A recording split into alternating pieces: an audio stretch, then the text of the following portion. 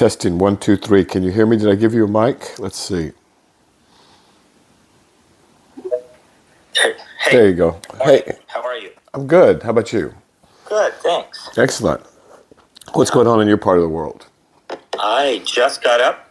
My daughter just made it. I have a daughter who's just arrived in Malawi this morning. Malawi? Where are you living these days? I'm living in Seattle. Okay.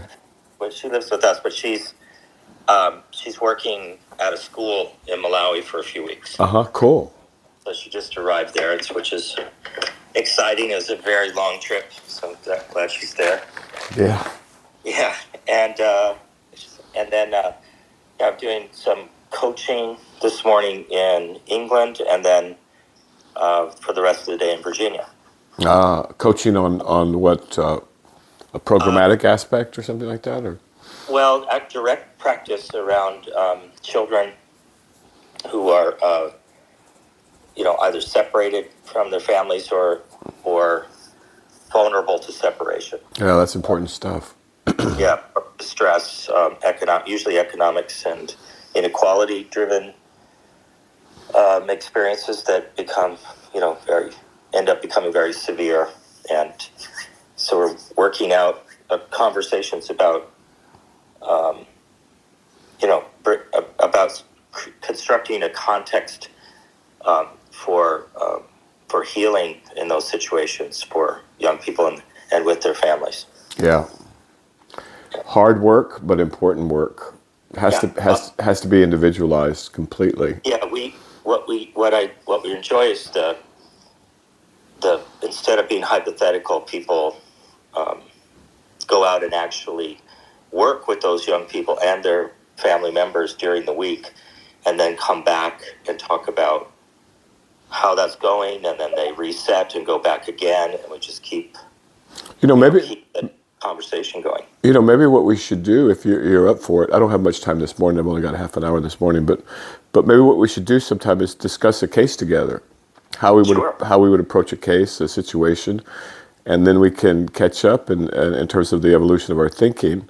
That'd be wonderful. And then also we could illustrate for other people what the work is like. Yeah, I'd love to do that. All right. Yeah, it'd be really fun. Well, with you, it's going to be easy because I can rely on your imagination and your knowledge base. So, do you want to start off with something? I'm trying. Yeah, I'll use an example. Sounds good. Is a young person, 16 years old, young, in the hospital, admitted on a unit for concerns about self-harming, and the not her first experience with this, from a residential treatment facility. Okay. Her background is she starts life in Romania. Was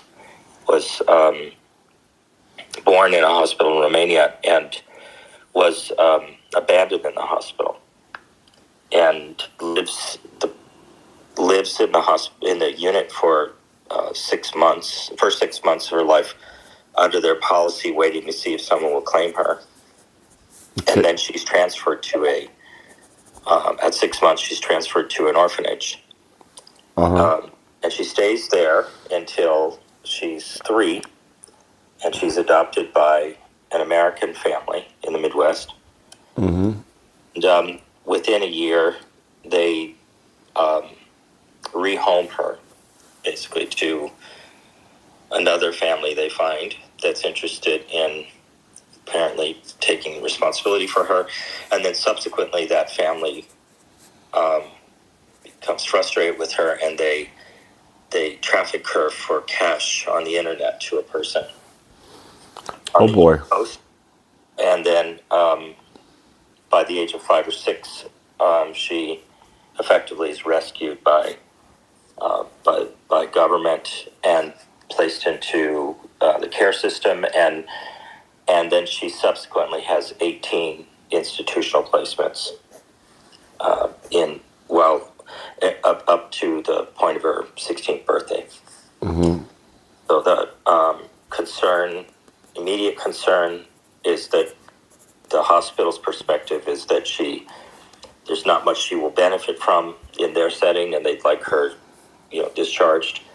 And the concern is that she'll go back to the residential facility and begin repeating the pattern of self-harm. Yeah, she probably will. Yeah. So those are the broad strokes of the issue that comes to my attention in the conversation. And she is assigned a new social worker. I like to refer to her as a freshly minted social worker, someone right out of college. Right. Who's given the responsibility to engage somehow differently with her. Mm-hmm. And to try to, obviously the primary goal people have is to somehow improve her safety and stability. She's diagnosed with reactive attachment disorder. Is the story that people organized her care around. Wow. Yeah. Yeah. So, is she in the hospital now? This is, I'm sharing, this is not one of the cases this week. Okay. All right. No, that's fine. That's fine. That's good. That's good. Okay. So does she have, she was transferred from Romania at three years. Is that right? Yeah, that's right. The age of three, roughly the age of 3 is when she leaves the orphanage in an adoption, yes. And in the orphanage in Romania, was she neglected? Yes, she has a memory of course, her memory is if you could picture a room, wall-to-wall cribs, Mm-hmm. built with small children, that's in her memory, about the only memory she has. No, I wonder if that's true. Is it true memory, or is that Unclear. There's so much media available. Right. She's very interested in this topic, and she does have a relationship that she formed with another young person who also was in a Romanian orphanage, and that's been a very important relationship to her. Is this a romantic relationship?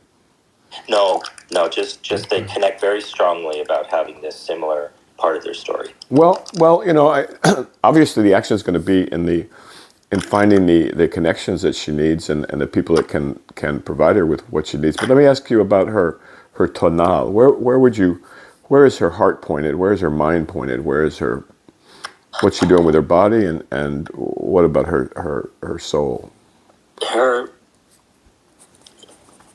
I think, So who loves her, and who does she love? Let me ask you the questions just for the sake of didactic here. Sure. So who does she love, and who loves her? Let's start there. She loves her friend. Okay. And her friend loves her. This is the friend from Romania? Yes. In the same situation? Okay. They have intermittent contact and they don't live together. I think that would be the way she would talk of it. I think otherwise, I think she's very uncertain about who might claim to love her, and she's ambivalent about her love for other people. All right. And so this friend, how old is this friend? About 17. Male? No, another female. Okay. And so they're in a romantic relationship, and that's been going on for a while? That they're in a friendship. I don't know that it's romantic. Okay, a friendship. Yeah. All right. So, and you're certain that this other friend loves her? I know I'm speaking simplistically, but my impression is that they hold to one another very strongly, feeling, they're having some similar experiences in the care system, having lost those adoptions and the dislocation from Romania. Did she have a best friend before adolescence? That's, to my knowledge, no. Okay, that's a very important, and let me just elaborate on it just a bit. It was Sullivan Harry Stack Sullivan that I think it was, that noted that if you haven't had a friend before the age of, a close chum is what the word he used. If you hadn't had a friend that was, your best friend, your best buddy, your chum, if you haven't done that before age 12 or something like that, according to Sullivan, you're not going to do it. You're lacking the wiring to do that. So that's interesting. So okay. So now, what about her mind? What is she learning, and who's teaching her, and what is she teaching, and who's learning from her? Well, that's it. I'll say my impression. It's kind of an odd answer, maybe, but my impression is that she organized around those questions. I think she organizes as someone who is resisting. She very much takes a position of resistance to what's happening to her, and very strongly organizes around claiming her sense of autonomy over herself. Let me give you an example of that. The question that was asked of her is if she were going to draw a picture of the life that she has been living, what would it look like? She says it would be a hole in the ground, and I'm in the bottom. It's deep and it's dark, and I'm in the bottom, and at the top are about 50 adults who sometimes peek down in the hole to see if I'm still alive. And then the question was, are you alone in the hole? And she said, no, I have razor blades and pills with me. Oh boy. And her... So reactive attachment disorder is all they can come up with, huh? That's the story that if anyone you meet who works with her, they don't use her name, they use that diagnosis. Oh boy. Now let me ask you something. Have you examined her? Have I what? I'm sorry? Have you examined her? Yes. Would you, on Axis 2, would you care to elaborate? I as I kind of said a moment ago, I'm really struck by her. I really interpret her presentation as actually feeling a strong sense of an ability to weather her experience, and she seems very focused on a hope that this experience she's having in the care system will just be something she has to get through on her way to building some kind of life for herself. She's very... Well, what is she learning, and what is she teaching? I think she's teaching her... She's teaching that she matters, that people like her matter, that she's a real person, and that her experiences are unique and could be special. Okay. She all right. feels very connected to... What is she learning? She said, I asked her a question. The question was, if you had a superpower, what would you say it is? And she said, and she didn't hesitate. She said, I have the ability to phase. And I said, well, what is that? And she said, well, she mentioned a couple characters that were obscure to me. And she said that it's the ability to go through walls or anything that stands in the way of my ability to get to my good life in the future. I can withstand any of this because I'm on my way. I will work towards having the ability to build a life for myself. Okay, so in terms of her learning, I'm not picking up much. I mean, she's not learning to any skills I can appreciate. She does. What's the best she ever did in high school? Yeah, her school experiences have been a bit uneven, but despite that, she's definitely moving towards graduating from high school. Does she have favorite classes or favorite subjects or anything like that? I know she's interested. She imagines going to college one day, and she's interested in juvenile justice. Okay. Has she been? Has she ever been convicted of any juvenile crimes? No. Okay. No, she's not. So we got heart, not much for the mind. Now, what about her body? How's her body doing? She's a lot of distress. She's morbidly obese. She's I don't know this, but I would guess she has sorry, I'm blocking this. I have to wake up a little bit. She probably has a metabolic syndrome. Okay. All right. And then has her thyroid and been checked, and her let's see, what else did I catch somebody with? Some low vitamin D. Interesting, lately, low vitamin D and low. Yeah, have her hormones and all that been checked, just in case of endocrine? Unfortunately, I don't think so. I think that, as often happens in these systems, the quality of the healthcare access is pretty Right. pretty. Well, two things I'd like to really bring to their attention. One is that if you have morbid obesity, in someone like this, you really need to rule out a thyroid, easily fixed thyroid problem. Right. And then endocrine also becomes important. Now, what about her spirit, her soul? What means anything to this unfortunate creature? It's interesting you would ask that.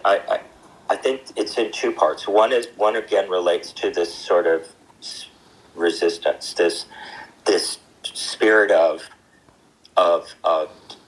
determination around surviving. Mm-hmm. Part of that. The other is she just has a extraordinary level of curiosity about making meaning of who she is in the world. Do you think she could form a healthy psychotherapeutic relationship with a good therapist? A good therapist. Being with the social worker is interesting. I'm sorry, what? She has a social worker, right? This new social worker. And it's interesting because the first, not kind of surprisingly, the first contact that she has with the social worker very energetically introduces herself to her, and the response from the young person is, go F yourself.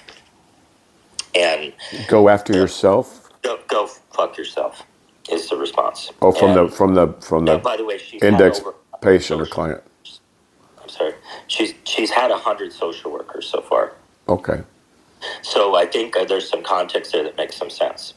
Yeah, I think. Okay, so go ahead, and then let's. But the good news is that within 6 weeks of that social worker just keeps sort of the social worker strategy is I'm just going to make commitments to do particular things, and then I'm going to make sure I do those things, and I'm including showing up, and I'm going to keep showing up as her strategy For the social worker. and the social worker strategy. Yeah. And that's changed the relationship. And what the social worker does with her is doesn't come to the facility and just see her. She takes her and they just walk together. Good. Yeah, that makes more sense. And they walk and they walk and they walk. Okay. Has there been any evidence? Have there been any evidence of splitting on the unit? I'm sorry, what? Has there been any evidence of splitting on the unit of the staff? I think they all generally dislike her together. They dislike her or just like her? They dislike her. Okay, poor girl. Okay, all right. Okay, so then what's the question about this girl? Because I'm going to have to stop in 4 minutes. Well, that's the question that we asked her. You remember the picture? Remember the picture she imagines is herself in this hole, right, surrounded by all these people, which represent some part of those 100 social workers, right, and how they really feel about her. Well, yeah, okay. The question I ask is, what's the question that they've been at and you've been at that kind of leaves you in this position? And she said, their question is just simply, how do they keep me safe? Yeah, I think, yeah. What now? Imagine if this girl did not threaten to mutilate herself or did not mutilate herself. What kind of attention do you think she would get in the current system? Zero. Right. So I mean, and this young woman who's morbidly obese, right? Who is trying to sort out her identity, who's had a very, chaotic developmental run, everywhere from Romania to here, and who's been, 18 times in contact with the system, you said? It's in 18 different institutions. 18 different institutions. So she's formed an identity and a lifestyle around this. And so I think it's pretty clear that this is an identity that develops in response to the mental health system or to the social welfare system, because it wouldn't exist without that, right? Right. So let me, if I might, I think I can draw a parallel, and I'm not saying that she has this character organization, but borderline character organization would be similar to this, and have a somewhat similar presentation. And the only reason it would matter is because it helps prognostically. So the chances are she'll outgrow this, but it's going to be a while because she's only 16, right? Yeah. And so that's what I meant by a skilled psychotherapist, because what we want to do is get her out of the system. Yes. And she's old enough to get out, right? And so I think the whole thing is going to hinge, and I'm sure you'll have your opinion too, and I wouldn't be surprised if it was similar. It's going to hinge on her developing a real, authentic relationship with somebody else outside the system that matters to her more than all the attention that she gets from the system. Well, so let me say that you and she would agree, I think. Let me tell you, I asked her to draw a second drawing. Uh-huh. If your life were really working, what would it look like? She found actually a picture of a group of humans creating kind of a human ladder. And that was her image of how she and they would escape the hole she is in. And the question that would be asked that would lead to that would not be, how do we keep you safe? The question would be, what is your good life? And she said, but she's 16, I mean, she needs to be held. She needs to be in a holding, what do they call it? Holding configuration for a while, right? Until she can grow out of this, and then you can't be reinforcing any of this self-harm stuff. Right. Yeah. But I think, go ahead. I think it's hopeful. I think she leans towards hope, fortunately. Yeah, I think she's going to be fine. I'm more worried about the staff than I am about her, frankly. Yeah, I agree with you about that. Yeah, because you get a young person there, and they invest everything they've got, their heart, their soul, everything they've got into this kid, and this kid does something foolish, and then we've lost two of them, right? Yeah. So the feedback I was giving to the staff, who exactly I'm concerned about, was making a suggestion that they and others approach to her by defining her not as a person but as attachment disorder. Literally, effectively she doesn't have a name. She's an attachment disorder. Was pointing out about how dismembering that way of viewing her was, and that maybe the first thing that we could do would be to work on the opposite of dismembering. Let's remember her. How about we use her name? How about we... Absolutely. That seems kind of bizarre. Are they trying to protect themselves by not giving her a name? Yes. Okay. All right. Well, This is a great case, a very, very emblematic case. I think these are the kind of cases that will have to be dealt with as we design a new system going forward, right? And I think you're in a particularly good and strong position, Kevin, to help the rest of us figure out strategies that don't involve institutionally, branding these kids with an identity, that says, you're an institutionalized person and that's all you'll ever be, and and so on and so forth. It's an unconscious process, but it's real. Yeah. But I agree. She seems to have some energy. I'd love it if she was learning some more, and I'd love it if she had some more connections. But I suspect those are going to be hard for her. The obesity, that's really, really hard. Yeah. And the ambient culture is no help. And so I'm not surprised she's very confused. And if you can keep your staff or the staff from going nuts, I think that's really the order of the day. Yeah. Keep them. Teach them about projective identification, because that's the feeling I'm getting. Yeah. And some of these very dramatic images, of the bottom of the tunnel and all this other stuff.